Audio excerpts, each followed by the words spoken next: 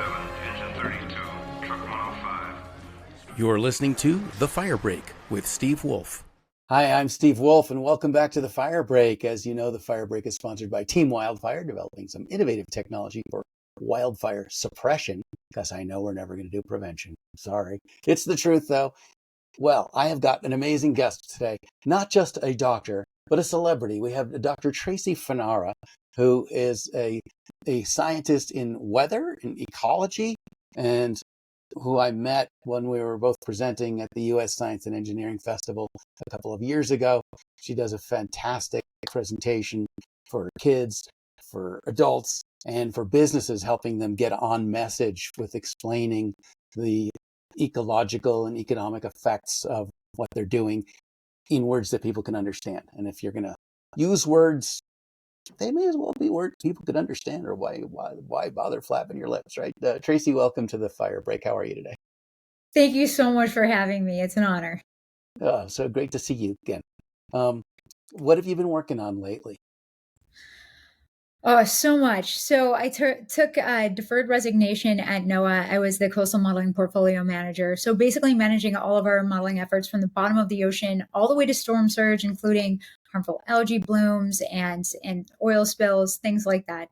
And before that, I was a program manager of environmental health at a marine laboratory.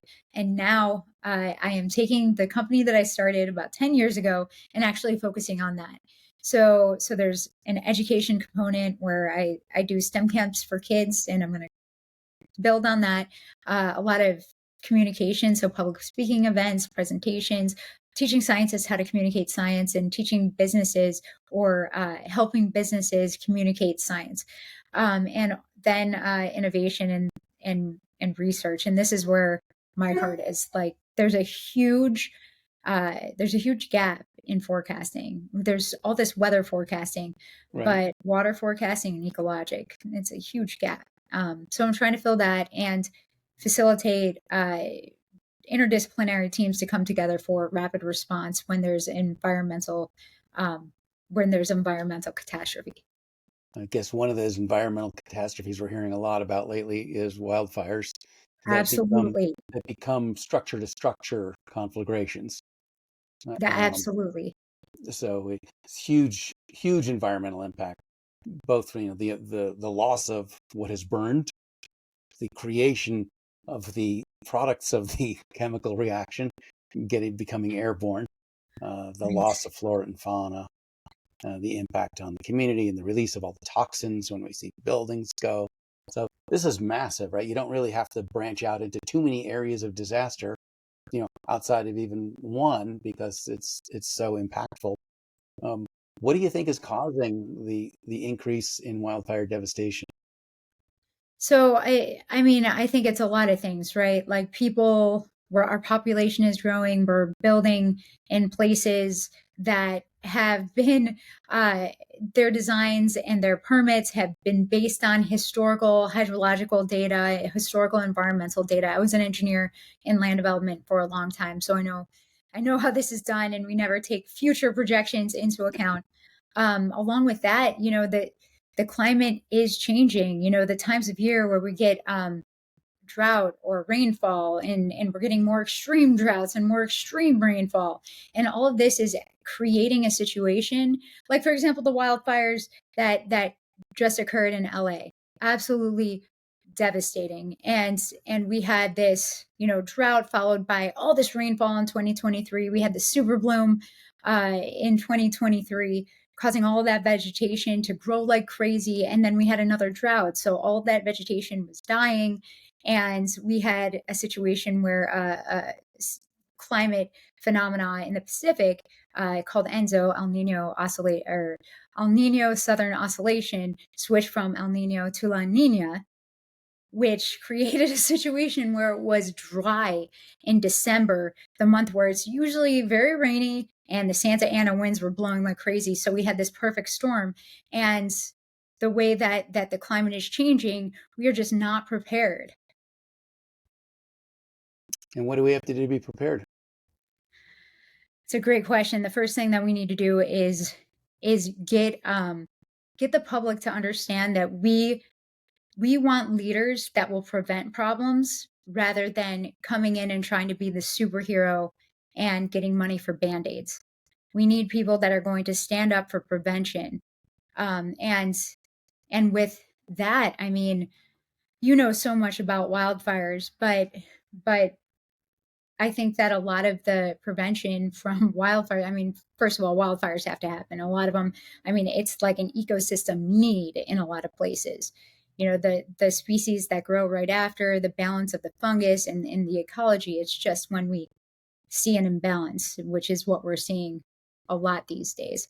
Um, but prevention comes from all angles, right? Like Yeah. responsible building, maintenance, uh, scheduled burns, well, all of the things that everybody knows about already, but it's just got to be more organized and taking into account all of these climate and weather and seasonal, subseasonal phenomena so that we're doing it at the right time.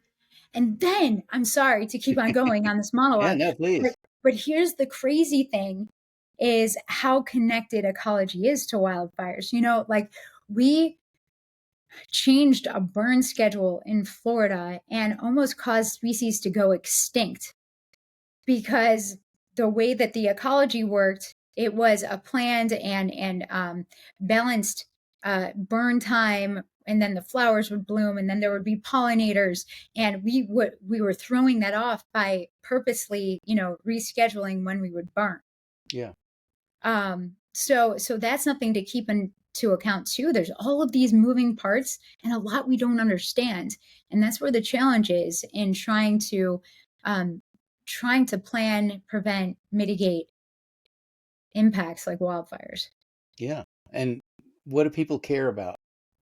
Because I would imagine now in the current climate, if you said, well, if we change the burn schedule, some things are going to go extinct, and we're like, okay, whatever. All things go extinct eventually. I know. And that's a hard argument, right? It's like saving the Everglades. Some people are like, well, the Everglades, you know, with sea level rise, Everglades are gone anyway. Why save them? You know, the same argument is for taking over Greenland. Well, the ice caps are melting. Let's take advantage. It's people don't realize how connected we are to the ecosystem that we depend on. Because basically, it's like a Jenga tower, and we're at the top.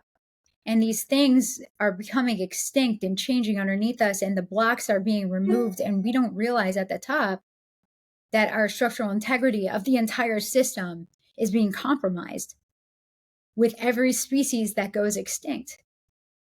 And that's the tough thing, because people really respond when it impacts their wallet, and they like Right. to respond right after a disaster. It's hard to get the public on board for something that hasn't happened yet as well. Right. That as a scientist you see is on the way, but it's not here yet. It's over the horizon, and it's Right. not in people's view, and it hasn't hit their wallet yet. So tell me some of the ways, because I think that you and I put a premium on science education simply for the value of the knowledge, and we like to learn because the biggest part of our brain lights up on curiosity. So, but for a lot of people, that science doesn't give them such a buzz. Other things do. And so I think that folks like us assume that if there's knowledge disseminated, then it's obvious what the actions would be Accept that it. follow, right? That there would be action from it. But we've long known that telling people cigarettes are bad for them and showing them how bad they are doesn't cut down on cigarette smoking, right? And telling people that their SUV is polluting, like, well, they're still selling plenty of SUVs. So it's not simply a knowledge thing; it's a motivation thing. Oh, And yeah. so I'm curious, in your experience, what actually motivates people to change or to do things they wouldn't normally do? It's hard because it's impulse, right? Because, so your SUV example, they're driving their SUV every day and not seeing a change in their own life. for the most part. And then they say some climate disaster and they think that it's someone else doing it. Industry is doing it, something else doing it, because they're not seeing that immediate impact. Like, I want to give up sugar, Yeah, but I was going to bring that up. Right? yeah, if I eat Jelly Bellies and I want to give up sugar that's a whole nother ecologic story. But I want to, I eat some Jelly Bellies and nothing happens. You know what I mean? It's not like I gain 10 pounds the next day. I don't break out the next day, but if I did it every day, eventually, Right. and then I would make up some other excuse. So the thing that I've noticed, and this is so sad, but there's opportunity in crisis. Yes. And that opportunity is prevention of the next crisis. And you got to take that momentum and build upon it. There's no way around that. Like, for example, we had a toxic algae bloom, 2 toxic algae blooms, causing Florida to declare a state of emergency in Florida in 2018. People's economics were impacted. Tourism was crumbling. Public health effects, because the toxic aerosol would travel over 20 miles inland, impacting people, all kinds of health effects. And there were mass wildlife fatalities. And people were angry. That got a lot of motivation, a lot of money to be put towards red tide mitigation technology, which is great, but that was still money that the state put towards mitigating the problem rather than preventing the problem, because that would have impacted land developers. Right. You know what I mean? And Yeah. it's so the good news is that there was a lot of groups and coalitions built from that. Captains for Clean Water is a group down here that is protecting the Everglades and protecting the 𝐾𝐨 so that inland toxic algae bloom that happened the year of the water crisis doesn't make it to the coast, causing exacerbation of the other toxic algae. And they have had a lot of momentum. They have gotten policy changed. They have gotten so much funding for Everglades restoration work and Lake Okeechobee restoration work, I should say. But yeah, and that's actually the story that's linked to sugar. But all in all, you got to take advantage of the motivation of the public when you can, because that's when the votes go in that direction. Right. And that's when the politicians are actually listening. Yeah. And it's a very short window because the public has a very short memory.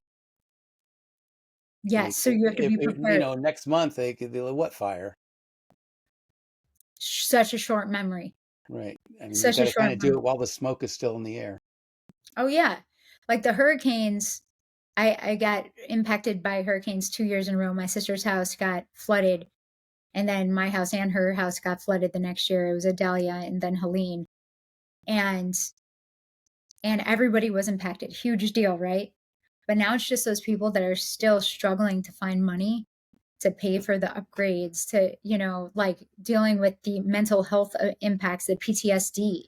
Yeah. And the number of people dwindles to the people that are so impacted that they don't have the energy to also fight for change. You know what I mean? Yeah. And they're worn out. yes. And the rest of the area, they just go on their daily business and they're like, oh, we can't do anything about hurricanes. Well, wildfires, I think, are different than hurricanes, tornadoes, and floods in that they're the only natural disaster that we can directly impact and that we can avoid serious impact from. But we can't stop wildfires, right? And that's never the goal. There have always been wildfires. Lightning strikes the earth thousands of times a day and sets stuff on fires. That's not the problem, right? The problem is wildfire destruction, the devastation of the built environment. And that we have complete control over. I think, destruction is optional, right? We know from the fire triangle, right? Fuel, oxygen, heat, and reaction. Okay, don't build your house out of fuel and it won't burn, right? Cut down trees, are for making campfires. So if you build your house out of the same thing you make a campfire out of, like, don't be surprised if it ignites and burns to the ground. Right. So, we call this place, third rock from the sun, because it's mostly rock. Build your houses out of rock, right? Bricks, cinder block, concrete. The reason the medieval castles are still there Yeah. So was Right? there any evidence of those kind of structures, those structures that were made of like poured concrete, for example, or brick? Did they survive those fires? Depending on the roof. Okay. Yeah. So if you have a tilt up or other form of stone construction, but you still put a wooden roof on it, you're Or asphalt shingles, is that a problem? yeah, they burn too. Yep. Yeah. Yeah. And when you get these structure to structure fires, it's not that just radiant heat, like, the woods 50 feet away from my house are on fire. You're getting direct fire to fire contact because as the wind, stokes the flames of one house, it pushes those flames over and they're actually, blowtorching right on the house next to it.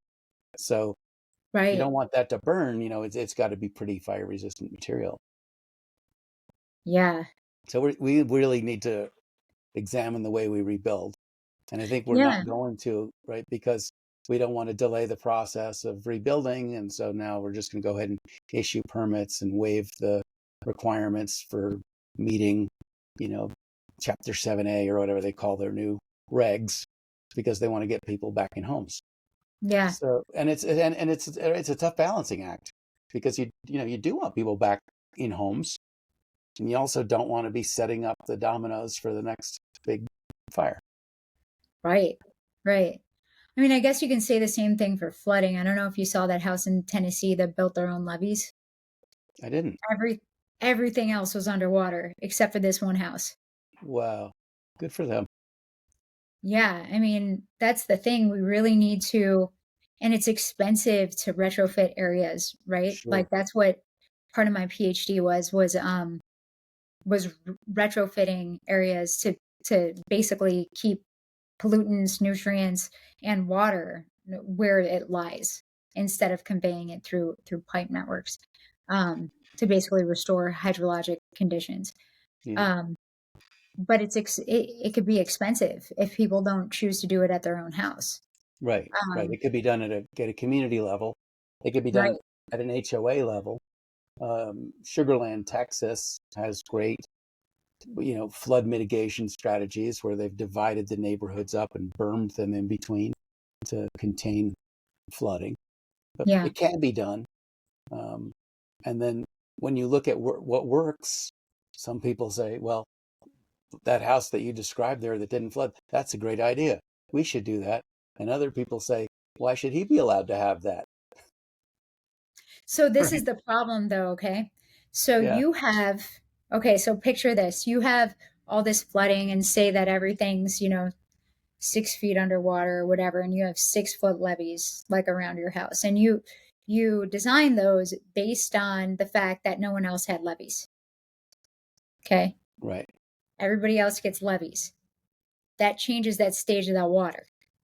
Right. And all of a sudden your levees don't work. And that's the thing, like that's what's been happening in Florida too, is that people are raising their house, but extending their impervious footprint Cover. or their concrete asphalt, they're basically where they're building. And that is causing houses that didn't flood previously to suddenly flood. Oh, right. It's like putting And big that's rocks in a glass. Now the water yes, goes up, right? Yeah. yes. And that's what we, like the way that we approach flood management, like our stormwater calculations, if we do the curve number method, which is a method where you basically put a friction coefficient or a number attached to whatever kind of land use you have, Okay. that drastically changes your hydrologic conditions based on what number you choose. And in a lot of times you can basically justify picking a lower number when it is really a higher number. You know what I mean? So Like, wait, there's just so too it's much it's room. There's too zoning much. it incorrectly or it's classifying it No, it's like, incorrectly or okay, so what is it?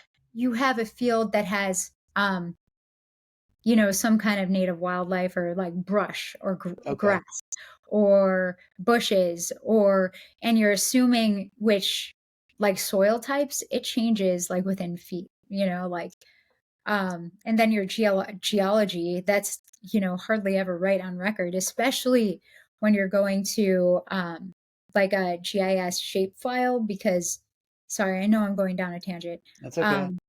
But because of the resolution, you lose a lot of details that you would need to do this kind of thing right. And you have to go back to the original boring samples. But all of that plays a role in this curve number that you pick.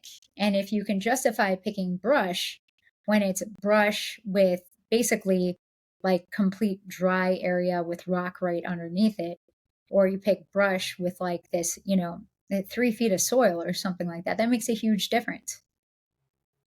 It makes a difference in what? In assessing And, what the and risk is? yeah, it makes a difference in your hydrology, how much water is run off. Okay. Or if you pick like, I don't know, one type of grass versus another type of grass. Right. I mean, who's going to go and So you check need that? accurate surveying is what you're saying. Yeah. Yeah, it just, And the then you permitting can't make a process. plan without good data. Yes. Yeah. And people lie about the data to put themselves in a lower zone to get lower insurance Yeah, I'm premiums. not saying that they're lying. Oh, okay. They don't invest in heavily pursuing the truth Right. because that would Right. rezone them into a worse insurance situation. Right. Right. What they always should do is take the more conservative approach. And a lot of engineers do that. But sometimes land development clients want another unit, and then people are pressured. I see. And there's some gray area where you can justify it. Uh-huh.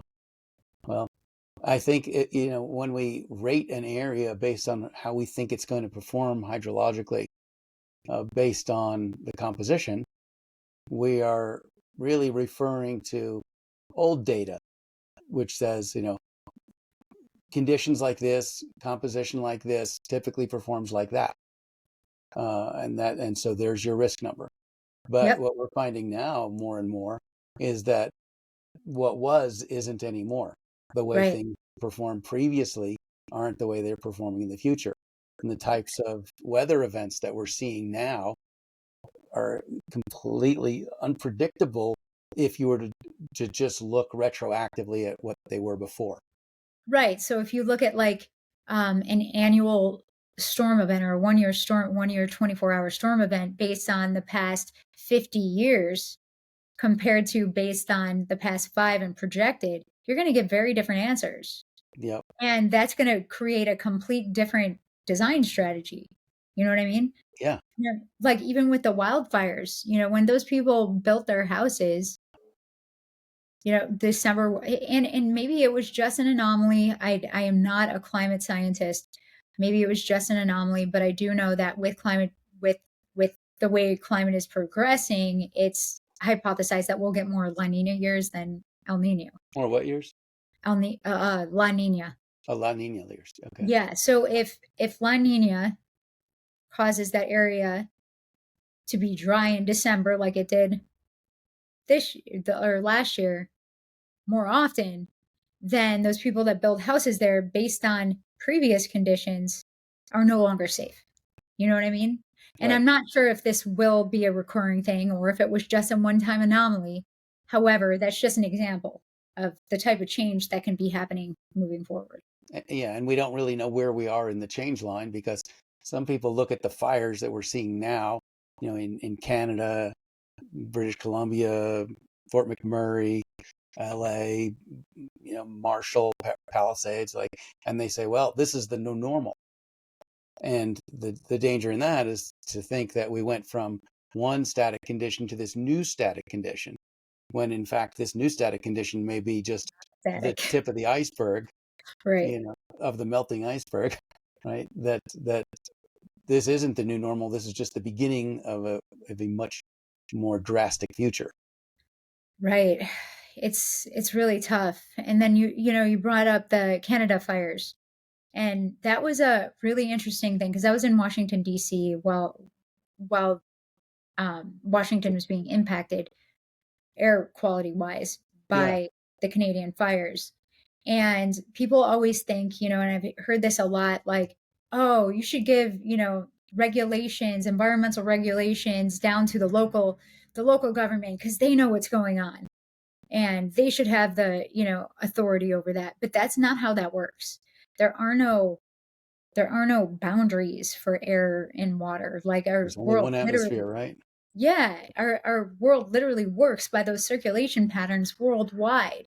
So if we're not all on the same page, then there's losers. You know what I mean? Like people are being impacted that aren't causing the problem. Right.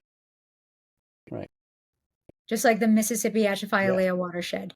How did you And feel on the day when you saw the smoke come to Washington and I saw the it smoke come was to New York?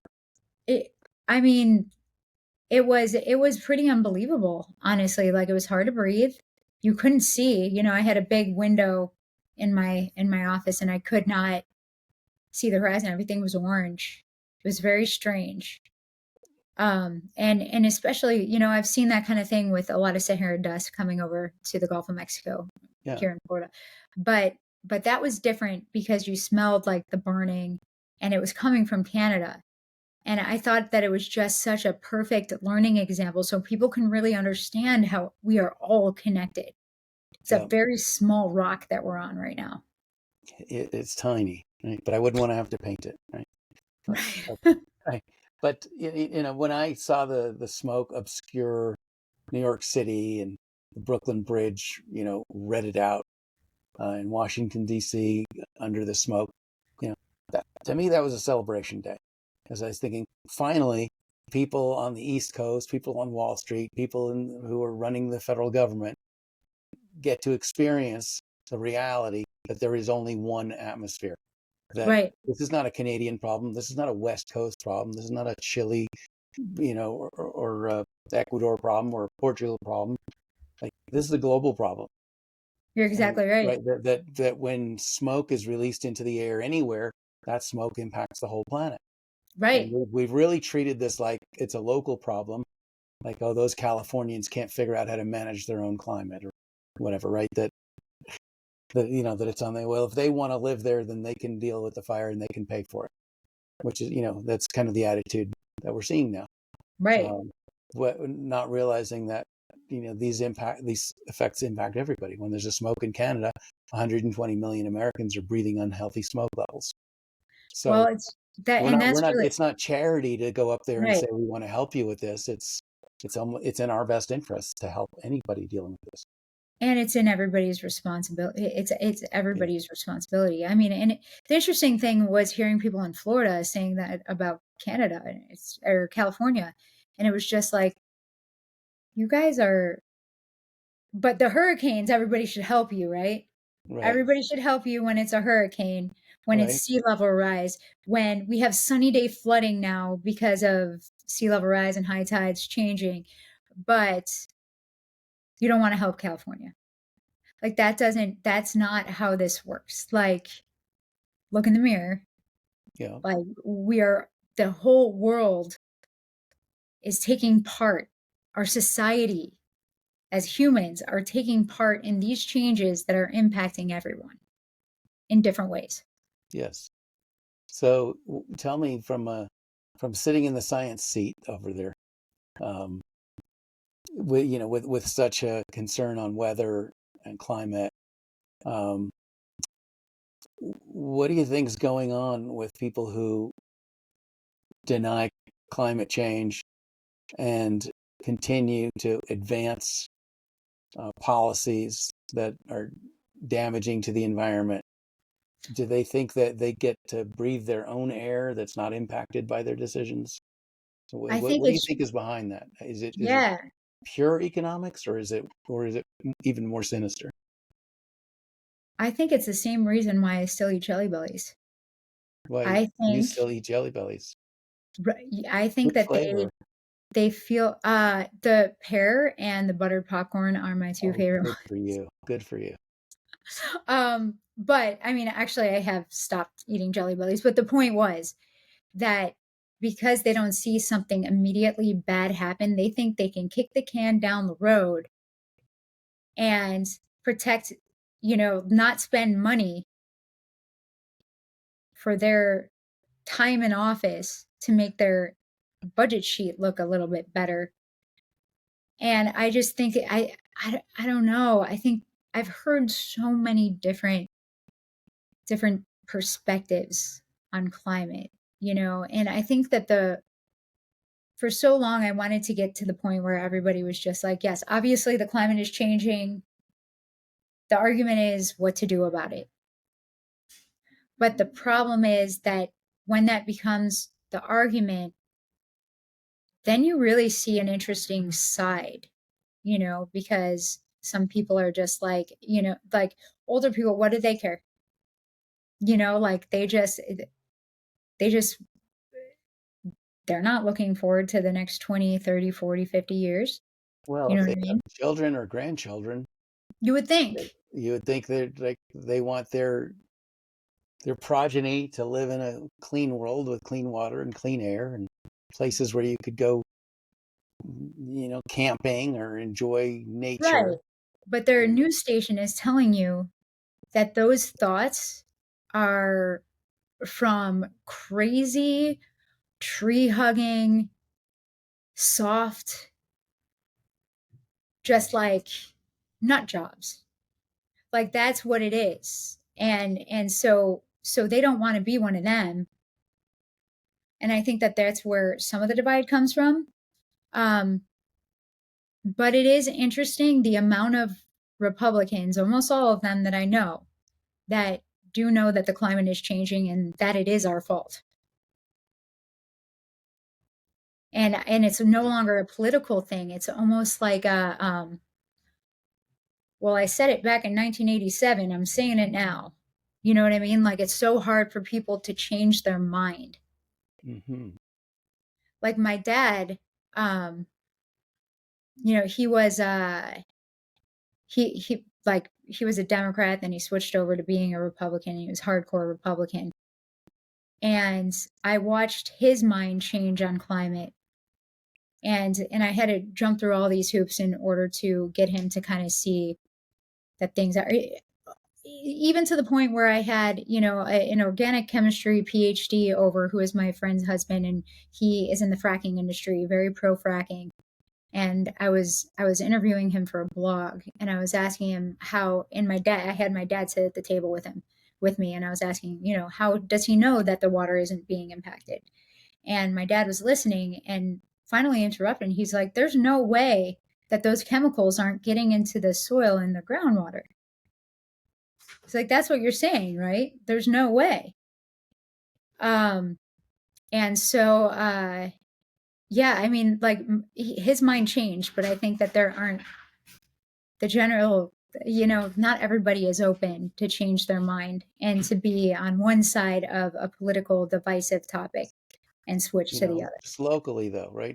Because, and part of advancing the concept of U.S. isolationism isolates us from the vast body of science that exists in the rest of the world, where this is not controversial. Right. Right. But you go anywhere else, people understand the science and the impact of what's going on. But if you isolate yourself from those countries, then you don't have to hear the truth. Right. Right. It's very interesting. I think sometimes people want to live in the world that is ideal, that, doesn't cause them, they don't have to change. You know what I mean? Right. Yeah. Oh, well.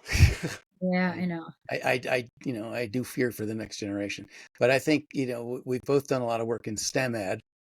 And for me, the reason was always, well, if we're going to leave the next generation with a bunch of problems, we should at least leave them scientifically literate so they have the tools to solve them.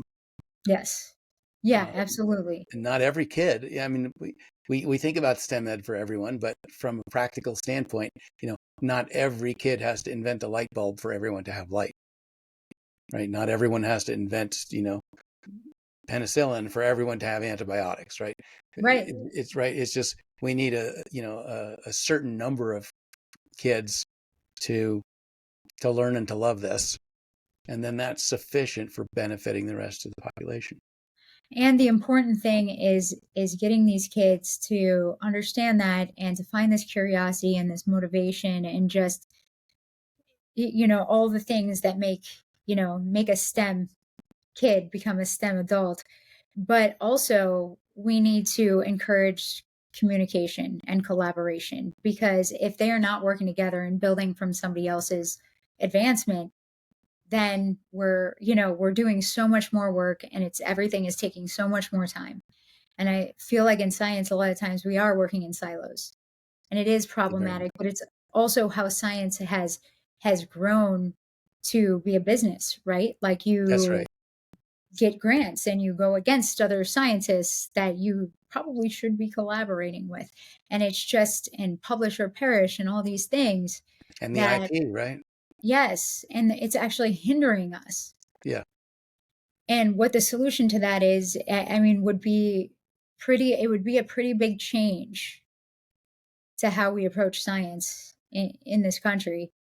Um, but I don't know, something's gotta happen, because we need to get from like C to Z in the same time that we got from A to C, you know? Yes, right. Because things really are picking up momentum and snowballing, right? As the conditions get worse or more favorable for disaster, Right. they move faster. And more favorable for disaster in places that hadn't been prior. The geographic moving of disasters is causing a lot of problems too, because people are living in these places. Right. Yeah. And I think, there's it's change is hard and sad. Right. If you lived in the Samoan Islands at 3 feet above sea level, and now you're losing your homes. Um, so there's some degree to which, yes, individuals, companies, and corporations and nations are responsible for that happening to you. And on the other hand, it is going to happen. Right. It's not going to reverse. People aren't all of a sudden going to grow a huge conscience and fix things. So then you have to figure out, okay, well, if these are the evolutionary forces on you, will you adapt or will you perish? Right. And that to me is also fascinating to see, human ingenuity. Like, okay, well, this is what happened, and Right. here's how we responded. And that's, I think, where the hopeful side is, that people seem to find a way. Right. So it's different because the new ways can be different than the old way, and people, have an emotional connection to the past.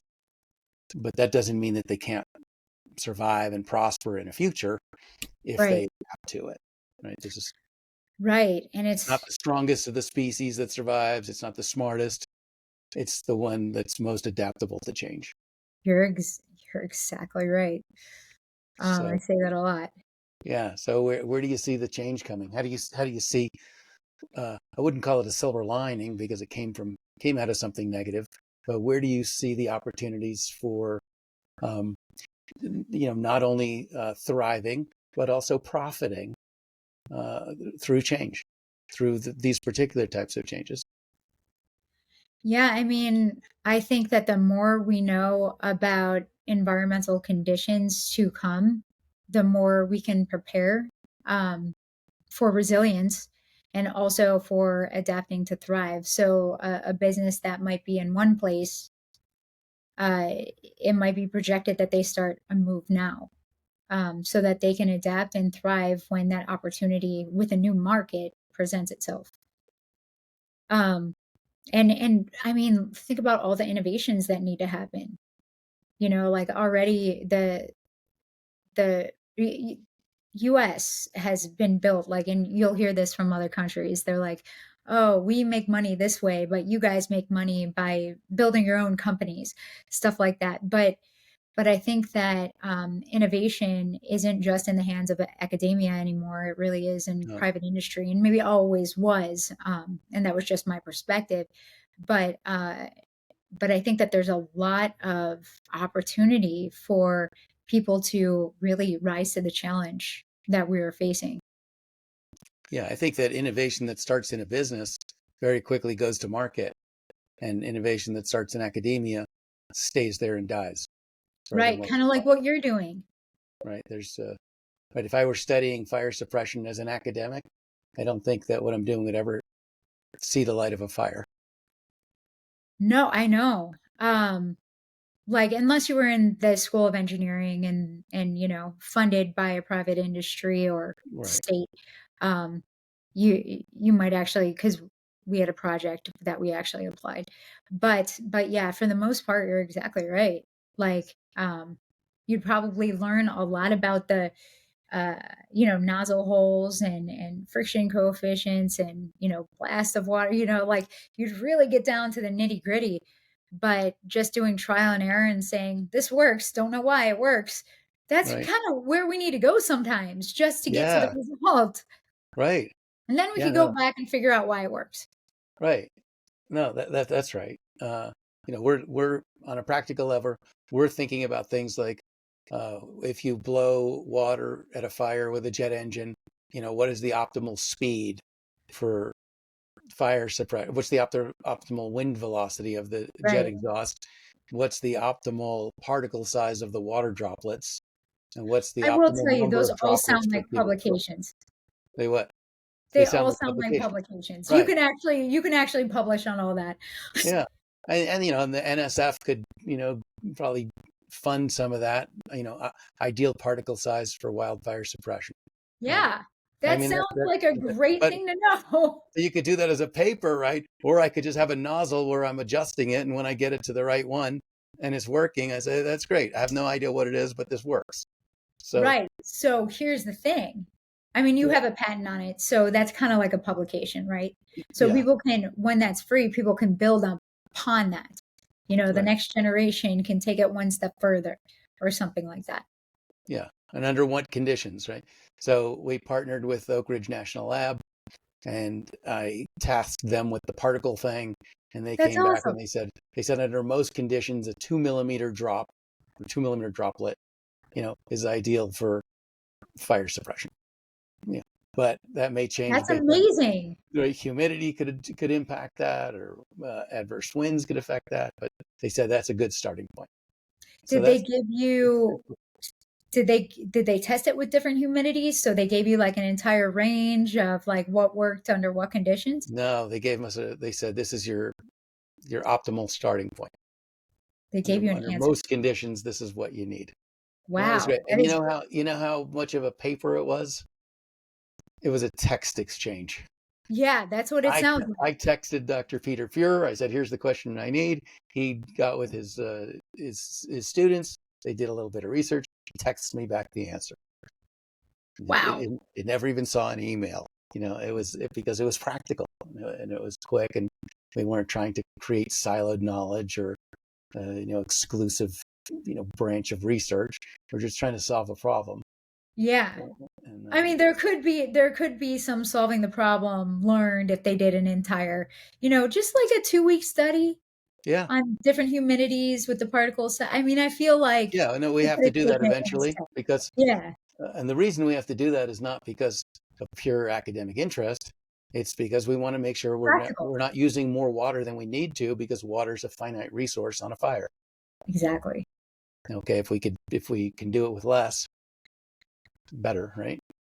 Have you thought about I know this would be really energy intensive, and maybe not even practical, but some of these places near the coast, I wonder if you can put like a desal, like, little tank Yeah. for just in case you need to use, just in case you're running low on either water pressure or availability at some point in a huge fire, you can go to the salt water. Yeah, well, you could just go directly to salt water, just like they do now with the aerial fire suppression, where they scoop out of the ocean and drop it on the fire. Oh, really? I didn't even know that they did that. Yeah. I'm sorry. I feel like an idiot. Yeah, some of those aerial attack planes, they Okay. can scoop from a lake or from the ocean. It doesn't matter. And Okay. typically, salt water is less cohesive, so it's the salt acts like a wetting agent and makes the water more effective for Oh, suppression. really? So salt water is Yeah. even better? Yeah, salt water's better. Oh my gosh, I just learned something huge. And of course, salt water weighs more because it has stuff Right. dissolved in it. So if you have more mass in there, then you have more thermal absorption capability because you have more stuff to heat up. That's You know, very which is why interesting. when, I go outside in 45 degrees with a t-shirt on in Boulder, because the air is so thin, it doesn't have the ability to to to capture heat from me. Right. It's almost like walking out in a vacuum. Whereas, down in your part of the world in Florida, the air is really thick, really humid, and so the air is, it's able to absorb, a lot of heat and chill you quickly if you go out on a cold, wet day. Right. Yeah. That is fascinating. I wonder what the ecologic impacts are of all that salt. Well, Like on yeah, the new it makes a good weed killer, so it's probably not great. Uh, yeah, Probably so not that great might for impede things. on the initial new growth. Yeah, but it's probably not going to be as bad as the phosphorus that they're dropping now, what I call the red sludge dropping out of the Yeah. airplane, because that contributes to huge algal bloom when it gets into the waterways. Oh yeah. I mean, look what happened this year with all that, rainfall that happened and, on top of all the biogenic material, that stuff. And now we have a very early pseudonychia bloom causing wildlife fatalities, and especially in sea lions and seals, people seeing that people are pretty up in arms about this. So when you look at the world through the Tracy Fanara uh, perspective, you see a lot of things most people don't see. And in the category of problems, you see a wide variety of them. Like you see a whole lot of areas where there's a lot of room for improvement. So how do you decide, on a daily basis, now that your time is your own, how you want to approach this? How do you prioritize the things that you want to focus on, given that there's so much to do and one of you?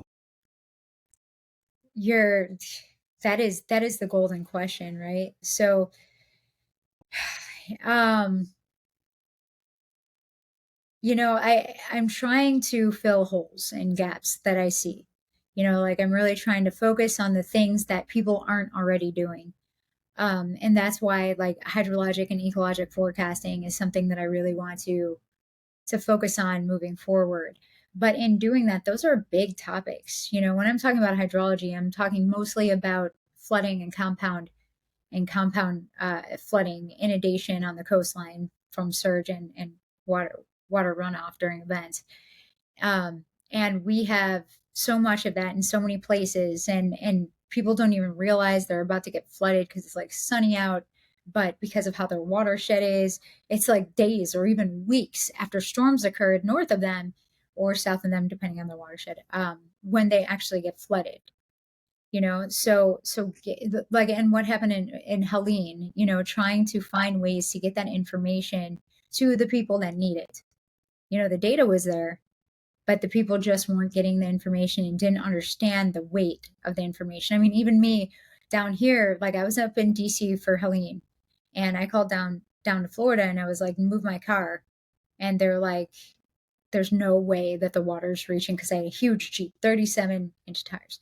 They're like, there's no way that the water's going to flood your car. They just left it there. And of course it got flooded. I was like, I'm like literally managing the surge models. Like, Wow. but that translation is a challenge, like how to get people to really understand where they are, what the impacts are. And that's what we don't have. We don't have that high resolution information. But what really drives me is that ecologic connection, like solving mysteries by connecting all these different things. Like, for example, if something weird happens with ecology now after the wildfires, I'm sure that there's a million different changes in a balance that created that situation. And it's like you have to do the forensics, but also apply it forward for future scenarios. Do you think that maybe how people get information impacts their likelihood of acting on it?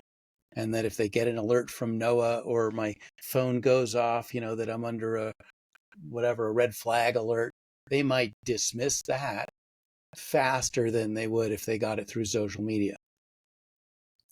Or, It's the feeling that their access, they're privy to some secret that the yeah, insiders know that they're going to act on. I don't know. I don't Or know because there's so much crap on social media. it's true. It's true. There is. So they might take a direct notification to their phone from They no one more might, seriously. but there's, less and less Yeah, trust of government. And, if I get an ozone alert, 79 days in a row, it just stops having any meaning to me. see, that's the boy that cried wolf. That is the biggest thing, right? Because we want people to be as safe as possible by alerting them of potential danger. But when that danger doesn't happen, what they learn is to ignore the notification. And the fact is that our models are getting exponentially better every year. And people aren't taking that into account. They're like, oh, I've lived down here for so long, I've never actually been flooded. And they've Right. said that we've been flooded a million times. Well, that not only is the climate changing, not only are there storms changing the amount of precipitation that it's holding, but also our models are getting more accurate. And those two things together, I think that people don't realize that even though it didn't, the past was the past, the future it's a new future. Right. Yeah, the people who are most likely to die in these floods are people who have ridden out a previous flood successfully. You're right. And now they have this false confidence, say, hey, I wrote it out in 67 and I'll write it out now, not realizing that it's a whole new ballgame. You're exactly right. Like,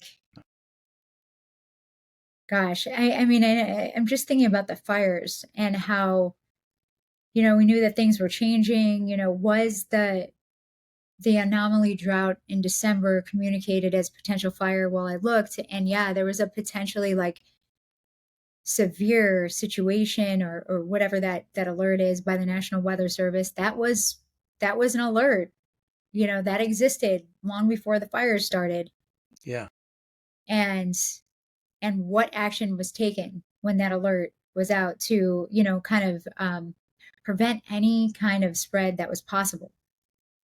Was there any? I mean, and how would you And how prepare for much that? is Because possible, right? Because, yeah, you don't know where it's going to start. yeah, It's just to some degree they do, right? If you have the right fuel conditions and you add people, that's usually where the ignition comes from. And you have drought conditions in a national park during the middle of the week, not a problem. Saturday morning, you have the same conditions, and you have all those people in the park. Someone does something stupid and you have a fire.